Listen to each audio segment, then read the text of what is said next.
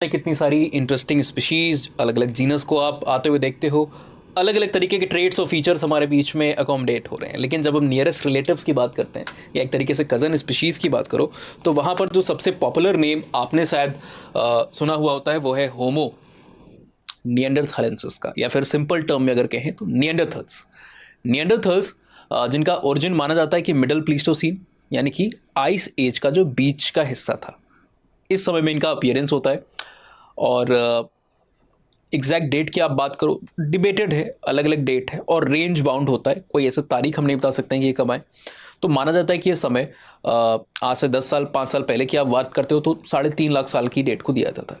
कुछ रीसेंट जो रिसर्चेज हुई हैं उन्होंने एक पॉसिबिलिटी को बताया है, दर्शाया है कि 4.5 लाख साल के आसपास भी इनका ओरिजिन हो सकता है। तो लगभग मोटा मोटा 0.3 to 0.4 मिलियन ईयर के आसपास में इनका आपको अपीयरेंस देखने को मिल रहा है। ठीक है। और डिसअपियरेंस या फिर एक्सटिंक्शन अगर आपका हो, कोलैप्स आपका हो, तो वो हमें अपर पेलोलिथिक या जिसको आप लेट स्टोन एज भी कहते हो। जब आप हिस्ट्री प्री हिस्ट्री को पढ़ते हो तो वहाँ पर आपको 3 एजेस पढ़ाई जाती हैं, आई होप आपने पढ़ी होंगी, स्टोन एज, ब्रॉन्ज एज और आयरन एज। इसमें से ब्रॉन्ज और आयरन तो मेटल एजेस हैं, बट मेटल एज के पहले क्या आया? स्टोन एज आया, पाषाण युग जिसको हिंदी में कहा जाता है। अब ये जो स्टोन एज है ये 3 भागों में बटा हुआ है, अर्ली, मिडल और लेट। दूसरी भाषा में बोले तो लोअर, मिडल और अपर। ठीक है। जो लोअर पेलोलिथिक है वो स्टार्ट होता है लगभग कुछ 3.3 मिलियन ईयर को पहले, 33 लाख साल पहले। और हमारा मानना है चलता है कब? वही समय जब निएंडरथल का ओरिजिन हो रहा है, अपीयरेंस हो रहा है, उसके आसपास में लोअर पेलोलिथिक खत्म हो जाता है, जिसको पूर्व पाषाण युग भी आप कहते हो। ठीक है ना, यानी कि 3 से 4 लाख साल के आसपास में। एंड देन आपका मिडल पेलोलिथिक जो है वो पीरियड शुरू होता है, और ये समय मिडल प्लीस्टोसीन का भी है। प्लीस्टोसीन क्या इपॉक है? इपॉक है। और पेलोलिथिक की जब बात करें तो क्या है? कल्चरल पीरियड है ना। तो मिडल पेलोलिथिक भी लगभग इसी समय में शुरुआत हो रहा है, 3 लाख 4 लाख साल के आसपास में, और ये चलता है लगभग 60,000 साल तक या 50,000 साल तक, जिसके बाद आपको अपर पेलोलिथिक या लेट स्टोन एज शुरुआत होते हुए देखने को मिलेगा। और माना जाता है कि लेट स्टोन एज यानी अपर पेलोलिथिक के बीच के हिस्से में इनका डिसअपियरेंस हमें देखने को मिला। कब? लगभग 28, 27, 32,000 साल के दरमियान, इसी टाइम फ्रेम में, एग्जैक्ट नहीं हम कह सकते। तो 27 से 32,000 साल की वहाँ पर रेंज दी जाती है कि लास्ट जो फॉसिल्स हमें मिल रहे हैं, स्पेसिमेंस हमें मिल रहे हैं, वो इतनी डेट को दे रहे हैं। और अपर पेलोलिथिक भी इसके बाद खत्म हो जाता है लगभग कुछ 18-19,000 साल पहले। ठीक है। तो ये डेट आपको थोड़ी बहुत कंफ्यूज कर रही होंगी, पर हमारा यहाँ पर डेट को जिक्र करने का मकसद नहीं है। इनकी मृत्यु किस प्रकार से हुई या डिसअपियरेंस का कॉज क्या था, बहुत सारी थ्योरीज हैं उसके ऊपर, बहुत तरीके की थ्योरीज है। इंट्रा और इंटर स्पीशीज कॉन्फ्लिक्ट और वायलेंस, माइग्रेशन के रिलेटेड थ्योरीज हैं, एपिडेमिक से रिलेटेड थ्योरीज आपको देखने को मिल रही होती हैं, रिसोर्स स्कैर्सिटी मॉडल आपको देखने को मिलता है। Lot of theories are there, but today we are going to discuss a very unique theory. एक प्रपोजिशन यहाँ पर रखा गया है कि मॉडर्न एज के अंदर में पैपुआ न्यू गिनी के रीजन में फोरे नाम की एक कम्युनिटी देखने को मिलती है आपको, फोरे पीपल। उनके बीच में एक बीमारी चलती है जिसको हम कहते हैं कुरु। कुरु वैसा ही जैसे कि आप महाभारत में नाम सुनते हो, एक तरफ कुरुज या तो कौरव्स थे और दूसरी तरफ जब आपके पांडव, तो कुरु वंश का वहाँ पर जिक्र है ना, कौरवों का वहाँ पर जिक्र है। तो वैसे ही कुरु एक डिजीज़ आपको इस पैपुआ न्यू गिनी के रीजन में देखने को मिलती है, जहाँ पर लोग यूजुअली कैनिबलिस्टिक प्रैक्टिस को करते हैं, यानी कि अपनी ही सह प्रजाति, सेम स्पीशीज़ के जो मेंबर्स हैं उनको कंज्यूम करने का, मृत्यु के बाद उनको खाने का काम कर रहे हैं या मार के खाने का काम कर रहे हैं। ठीक है। तो इसके बारे में जानने की कोशिश करते हैं। नमस्कार, मेरा नाम उत्कर्ष सिंह है। थोड़ा लेट से बता रहा हूँ, इंट्रोडक्शन थोड़ा हमारा बड़ा हो गया, लेकिन जो टॉपिक है यहाँ पर ये भी काफ़ी ज़्यादा इंटरेस्टिंग है। अब निएंडरथल्स की ओरिजिन कब हुई ये भी आपको पता चल गया, और एक्सटिंक्शन कब हुआ ये भी पता चल गया। थ्योरीज बहुत सारी है, हम जिसकी बात करने वाले वो ये है कि क्या ब्रेन ईटिंग की वजह से। हाँ, तो अब बात करते हैं निएंडरथल्स की, जो इस लगभग 3 लाख से लेकर के लगभग 30,000 साल, मोटा मोटा अगर एवरेज देखें तो इस पीरियड के अंदर में धरती के ऊपर घूम रहे थे। यूरोप में भी हैं, एशिया में भी आपको देखने को मिल रहे हैं। ठीक है। इनका जो अर्लीस्ट फॉसिल है 1856 में हमें जर्मनी में देखने को मिला, रिकॉग्नाइज फॉसिल, जिसकी इंपॉर्टेंस को हमने वहाँ पर आइडेंटिफाई किया और निएंडरथल्स के साथ हमने इसको टैग किया। ठीक है ना। अब ये निएंडरथल का जो फॉसिल है ये अपार्ट फ्रॉम यूरोप, जहाँ पर शुरुआती बहुत सारे फॉसिल्स मिले, फ्रांस के अंदर में, इटली के अंदर में, जर्मनी के अंदर में, है ना, हंगरी के अंदर में बहुत सारी साइट्स आपको मिले, बहुत सारे फॉसिल्स आपको मिले। लेकिन अपार्ट फ्रॉम दैट एशिया में जब स्पेसिमेन हमें मिलने शुरू हुए तो हमारे पास कल्चरल नॉलेज भी काफ़ी सारी आई। निएंडरथल्स के कल्चर के बारे में हमें पता चला। ये पता चला कि इनके बीच में जैसे हमारे सेरेमोनियल मॉर्चररी फ्यूनरी बिहेवियर है, मृत्यु के बाद हम अपने जो आप कह सकते हो रिलेटिव्स हो सकते हैं या फिर जो हमारे कम्युनिटी के मेंबर हैं उनको रिस्पेक्ट और रिगार्ड देते हैं। कहीं पे फूलों को चढ़ाया जाता है, पुष्प को चढ़ाया जाता है, कहीं पे कोई और सेरेमनी की जाती है। तो वैसे ही सेरेमनी इनके बीच में भी देखने को मिलती थी।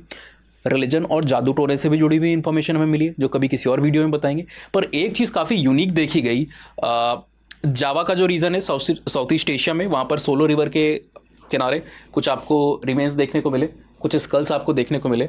और जब इन स्कल को हमने स्टडी किया तो एक बड़ा पिक्यूलियर फीचर हमें देखने को मिला। ऐसा देखने को मिला किसी प्रकार के टूल का सहारा लेकर के जो इंसान के द्वारा बनाए गए हैं या इंसान की प्रजाति द्वारा बनाए गए हैं। इंसान की जब हम बात कर रहे हैं तो इंसान does not mean Homo sapien here, इंसान मीन द होमिनिन्स देयर। और उस होमिनिन्स के अंदर में निएंडरथल भी आता है, हाइडेलबर्गेंसिस भी आता है, क्रो-मैग्नन, नेलेडी, बहुत सारी स्पीशीज़ और बहुत अलग अलग जीनस भी आपको देखने को मिल जाएंगे। तो उसमें से एक ये जो निएंडरथल है, इनके द्वारा ये जो फोरामेन मैग्नम होता है ना, फोरामेन मैग्नम क्या होता है? फोरामेन का मतलब होता है होल या एक गैप या एक कैविटी। मैग्नम का मतलब विशाल, बड़ा, एक बड़ा होल जिससे आपका स्पाइनल कॉर्ड पास कर रहा है। तो इसको वाइडन करने की, चौड़ा करने की कोशिश देखी गई। क्यों? टू एक्सट्रैक्ट समथिंग, है ना। तो यहां पर माना जाता है कि ब्रेन को निकाला गया है, ब्रेन को यहां पर निकाला गया है। किस लिए? कंजम्पशन के लिए। और ये काफ़ी एक पिक्यूलियर पैटर्न आपको इस सोलो रिवर के किनारे जावा के अंदर में जो ये जहाँ से स्कल मिले वहाँ पर देखने को मिलता है। तो सेम चीज़ यहाँ पर लिखिए, फोरामेन मैग्नम वाज वाइडेंड, है ना, to take out the brain. और इस तरीके की जो प्रैक्टिस है कि सर ये फोरामेन मैग्नम को टीयर अपार्ट करके, स्कैटर करके ब्रेन को निकाल के कंज्यूम करना, आज के समय में भी या हाल फिलहाल के समय में मॉडर्न एज में जो कुछ कैनिबलिस्टिक पॉपुलेशन है, कई ऐसी कम्युनिटीज जिनके बीच में कैनिबलिज्म देखने को आपको मिलता है। एक के बारे में हम अभी जिक्र भी करेंगे, एक ऐसी कम्युनिटी के बारे में, उनके बीच में भी सिमिलर प्रैक्टिस आपको देखने को मिलती है। वो भी कुछ ऐसा ही करते हैं। तो हमें इंडिकेशन मिला कि अच्छा हो सकता है निएंडरथल भी इस तरह की प्रैक्टिस करते होंगे। एक जगह से कोई आपको साक्ष्य मिले, एविडेंस मिले, तो नाकाफ़ी होता है किसी एक कंक्लूजन पे पहुंचने के लिए। हमें ज़रूरत होती है और भी ज़्यादा कंक्लूजन पे आने के लिए। तो एशिया से बाहर जब आप जाओगे, इटली के रीजन में जाओगे, तो वहाँ पर भी मॉन्टे शैर्सियो करके एक केव सिस्टम आपको देखने को मिलता है। यहाँ पर बहुत सारी तो नहीं, एक स्कल मिली। इस जगह पर कितनी? लगभग 11 स्कल मिली थी, एक साथ मिली थी, ग्रुप था स्कल। यहाँ पर आपको एक स्कल देखने को मिल रहा है और इस स्कल को बेसिकली एनसर्कल किया गया था स्टोन से। हम जब एंथ्रोपोलॉजी में या आर्कियोलॉजी में मेगालिथिक कल्चर को पढ़ते हैं ना, आयरन एज के साथ आपको एक पिक्यूलियर कल्चर देखने को मिल रहा है, मेगालिथिक कल्चर, जो शुरू हो जाता है नियोलिथिक के आखिरी भाग में और चलता है पूरा आपका आयरन एज में, जहाँ पर क्या किया जाता है, बड़े बड़े पत्थर के जो आप कह सकते हो मॉन्यूमेंट्स को, इनफैक्ट नॉट मॉन्यूमेंट्स, इरेक्शंस को वहाँ पर ज़मीन के ऊपर गाड़ा जाता है। ठीक है, जैसे स्टोन हेंज को अगर आपने कभी देखा होगा तो मेगालिथिक टाइप के तौर पे उसको आप देख सकते हो। तो कश्मीर में बुरज़होम नाम की एक साइट है, नॉर्थ ईस्ट के अंदर में आप जाओगे कई सारी साइट आपको खासी हिल्स में, जयंतिया हिल्स में देखने को मिलेंगी, सदर्न पार्ट में हर जगह इस तरीके के मेगालिथिक ट्रेंड देखने को मिले। तो ऐसा ही मेगालिथिक इरेक्शन पैटर्न के अंदर में एक पैटर्न होता है जहाँ पर आप स्टोन के द्वारा, बड़े बड़े पत्थरों के द्वारा क्या कर रहे हो, किसी एक चीज़ को एनसर्कल कर रहे हो, ब्यूरियल को एनसर्कल कर रहे हो। तो यहाँ पर भी कुछ लगभग ऐसा ही पैटर्न देखने को मिला है कि एक स्कल है जिसको पत्थर से चारों तरफ से एनसर्कल किया है, एक ओवल शेप वहाँ पर दिया गया है। और जब हमने वहाँ पर उस स्कल को डेट किया तो हमें पता चला कि ये एक निएंडरथल का स्पेसिमेन है और यहाँ से 60,000 साल पहले एग्जिस्ट करता था ये निएंडरथल। ये हमें कैसे पता चलता है, अगर ये आपको जानना है ना तो फॉरेंसिक एंथ्रोपोलॉजी का हमारा एक वीडियो प्लेलिस्ट में उसको भी आप देख सकते हो कि हज़ारों लाखों साल पुराने स्पेसिमेन का हम एज और जेंडर कैसे पता करते हैं, सरल शब्दों में वहाँ पर बताया। अब मेन बात ये नहीं कि इसकी एज क्या थी या ये किस तरीके से बरी किया गया था, किस तरीके से ये प्रेजेंट था, वहाँ पर कहाँ पे प्रेजेंट था। इंपॉर्टेंट क्या है कि इसके अंदर में भी आपको देखने को मिला कि एक इंजरी के द्वारा इसकी मृत्यु हुई। टेम्पल जो है ना, ये रीजन, यहाँ पर इसको मार करके, एक हिट करके इसकी मृत्यु या फिर इसकी जो आप कह सकते हो हत्या की गई। ठीक है, ये जो निएंडरथल था। और यहाँ पर भी सेम पहले वाले पैटर्न की तरह फोरामेन मैग्नम को एनलार्ज किया गया और ब्रेन को शायद निकाल करके खाने की कोशिश की गई। तो ये म्यूटिलेशन और इस तरीके के जो रिंगस्टोन का प्रेजेंस है, ये एक हमें सेरेमोनियल पैटर्न को दर्शाते हैं जहाँ पर early Neanderthal possibly in various region, not only in Asia, इसलिए मैंने दो अलग अलग रीजन की बात की, यहाँ पर दो अलग अलग रीजन की बात की। तो हो सकता है कि दोनों अलग अलग रीजन के अंदर में they had this tendency to consume the human brain. Alright, अब इससे प्रॉब्लम क्या होती है? देखिए, कुछ लोग का, स्कॉलर्स का यह भी मानना है कि this was probably the cause of the disease that resulted into the decline of the Neanderthals over a period of time। शायद इसी की वजह से, ब्रेन के कंजम्पशन की वजह से कोई एक ऐसी बीमारी इनके बीच में आई हो जिसकी वजह से अल्टीमेटली इनका एक्सटिंक्शन हो। और ऐसी एक बीमारी को हम यहां पर कहते हैं, नाम दिया जाता है कुरु। क्या आप कहते हो? अभी शुरुआत में जो आपको बताया मैंने, कहते हैं हम कुरु। ये कुरु जो बीमारी है, ये पापुआ न्यू गिनी के रीजन में एक कम्युनिटी है जिसको आप फोरे पीपल कहते हो, इनके बीच में पाई जाती है। अब फोरे पीपल के बीच में एक थोड़ा सा कैनिबलिज्म देखने को मिलता है, और ये कैनिबलिज्म यूजुअल कैनिबलिज्म नहीं है। ये कैनिबलिज्म जो है ये एंडो कैनिबलिज्म है। एंडो कैनिबलिज्म के अंदर में आप क्या कर रहे हो? आप किसी एनिमी ग्रुप या किसी बाहर के ग्रुप वाले मेंबर को नहीं मार के खा रहे हो, आप अपने ही मेंबर के, अपनी कम्युनिटी के मेंबर के इंसान को वहां पर कंज्यूम कर रहे हो। तो क्या मार के खाते हैं, लड़ाई करके खाते हैं? नहीं।